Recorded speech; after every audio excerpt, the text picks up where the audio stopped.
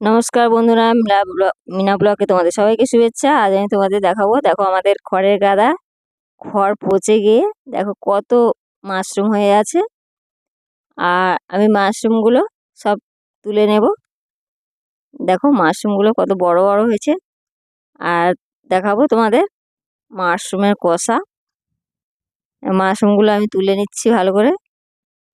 দেখতে থাকো বন্ধুরা, সাথে থাকো। ভিডিও ভালো লাগলে লাইক করো, কমেন্ট করো আর সাবস্ক্রাইব করো আমার চ্যানেল। ভালো ভালো রান্না দেখার জন্য, ভিডিও দেখার জন্য। দেখো আমি কতগুলো মাশরুম তুলেছি, একদম ভর্তি এক বাটি। আর দেখো মাশরুমগুলোকে আমি ভালো করে কেটে নিয়েছি। আর এটা ধুয়ে পরিষ্কার করে নেব, বেশি করে জল ঢেলে ভালো করে ধুয়ে নেব। একদম লাল রং, মানে কস টাইপের বেরিয়ে যাবে। পরিষ্কার করে ধুয়ে নেবো এটা আমি। দেখো আমার ধোয়া হয়ে গেছে, কত সুন্দর করে ধুয়ে নিয়েছি কেটে। দেখতে থাকো বন্ধুরা, সাথে থাকো।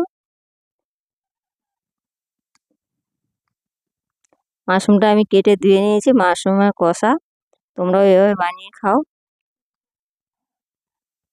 কিভাবে কষিয়ে নিই দেখো। আমার কড়াইতে তেল গরম হয়ে গেছে, আমি সাদা জিরে ফোড়ন দিয়ে দেবো। আর একটা আলু আমি কেটে ধুয়ে পরিষ্কার করে নিয়েছি, ওই তেলের মধ্যে আমি আলুটা দিয়ে দেবো।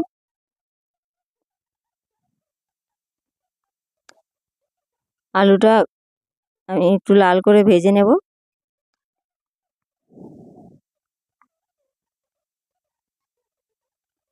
আমি এই আলুর মধ্যেই দেখো পেঁয়াজ দিয়ে দিলাম, একদম ছোট ছোট কেটেছি পেঁয়াজটা।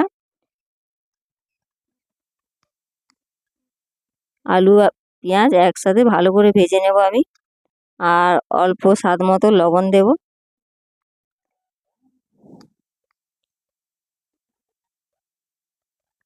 দেখো পরিমাণ মতো হলুদ দিয়ে দিলাম, আর স্বাদ মতো আমি লবণ দিয়ে দিলাম। দিয়ে আমি এটাকে ভালো করে ভাজবো।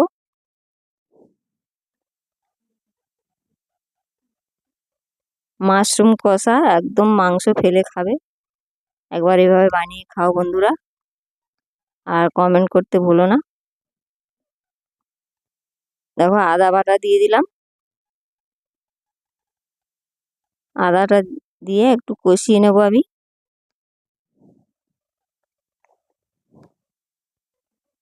রসুন বাটা দিয়ে দিলাম।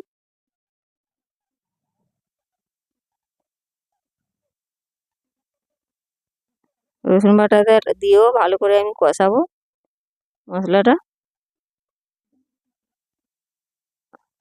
একদম ভালো করে লাল করে কষিয়ে নেব। আর দেখো বন্ধুরা কেমন কষানো হয়েছে আর কেমন লাল হয়ে গেছে।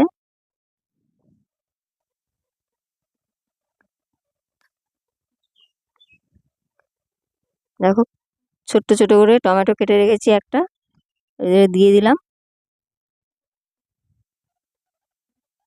টমেটোটা দিয়েও আমি ভালো করে একটু কষিয়ে নেব।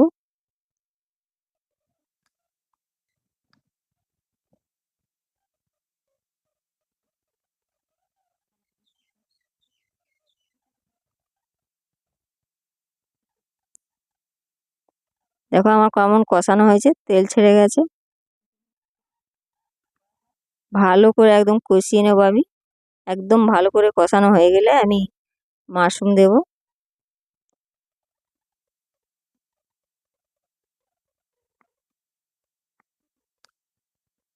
দেখো কেমন কষানো হয়েছে। লাল গুঁড়ো লঙ্কা দিয়ে দিলাম।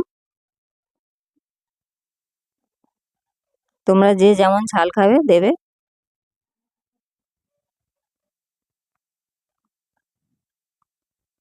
দেখো মাশরুমটা কেটে ধুয়ে রেখেছিলাম, এটা দিয়ে দিলাম।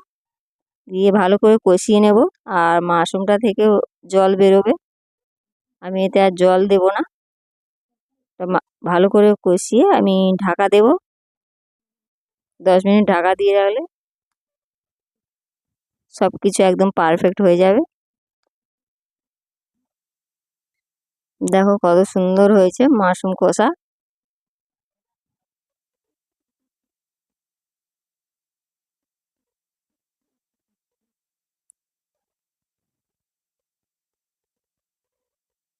দেখো কেমন হয়েছে। তোমরা চাইলে যে যেমন মিষ্টি খেতে চাইলে একটু সামান্য মিষ্টি দিতে পারো, আর ধনিয়া পাতা পছন্দ করলে একটু ধনিয়া পাতা দিতে পারো।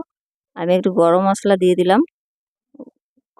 গরম মশলা দিয়ে এবার আমি নামিয়ে নেব। আমার এটা রেডি হয়ে গেছে মাশরুম কষা।